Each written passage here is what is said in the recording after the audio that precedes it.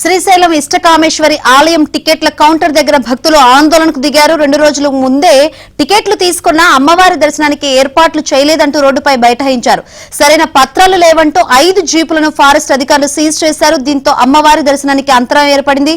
విషయం తెలుసుకున్న పోలీసులు ఫారెస్ట్ అధికారులతో మాట్లాడి దర్శనానికి ఏర్పాట్లు చేశారు. దీంతో భక్తులు ఆందోళన విరమించారు.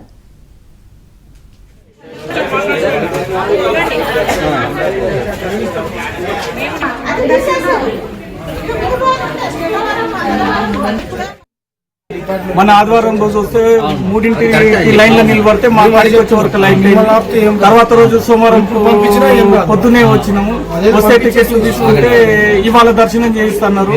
ఇప్పటిదాకా దర్శనం లేదు. పొద్దున 7ంటికి రమ్మన్నారు. 7ంటికి వచ్చి పొద్దు నుంచి ఇప్పటిదాకా కూడా రెస్పాన్స్ లేదు. డిఎఫ్ఓ కానీ ఎవరు కానీ రెస్పాన్స్ లేదు.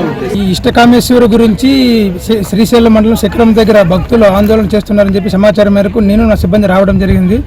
విషయం ఏమిటని కనుక్కోగా నిన్న 2 డేస్ ముందు లైన్లో ఉండి రాత్రంతా లైన్ కాసి టికెట్లు తీసుకున్నాము. మాకు ఈరోజు వెహికల్స్ అరేంజ్ చేయలేదు. దాంతో చిన్నపిల్లలతో గట్రా చాలా ఇబ్బందులు గురవుతున్నామని చెప్పేసి భక్తులు ఆందోళన చేస్తుంటే సరే మేము ఫారెస్ట్ డిపార్ట్మెంట్ని కనుక్కొని మీకు సమస్య సాల్వ్ చేస్తామని చెప్పి హామీ ఇవ్వడంతో వాళ్ళు ఇమీడియట్గా ధర్నాన్ని క్లియర్ చేయడం జరిగింది. ఇంకా ఇక్కడి నుంచి అధిక లోడ్ లేకుండా సరైన పత్రాలు అంటే లైసెన్స్, ఆర్సీ, ఇన్సూరెన్స్ ఉండే బండ్లు మాత్రం పంపించి భక్తులు సేఫ్టీగా దర్శనం చేయాలని చెప్పి కోరుతున్నాం. నిజామాబాద్ జిల్లా ఆర్మూరు ఎమ్మెల్యే పైడి రాజశేఖర్ రెడ్డికి నిరసన సెగ తగిలింది. ఎన్నికల్లో ఇచ్చిన హామీలను రాజశేఖర్ రెడ్డి నెరవేర్చలేదంటూ మహిళలు నిలదీశారు. నందిపేట మండలం కుదావన్పూర్లో ప్రజాపాలనలో భాగంగా ఏర్పాటు చేసిన సభలో ఎమ్మెల్యే పాల్గొన్నారు.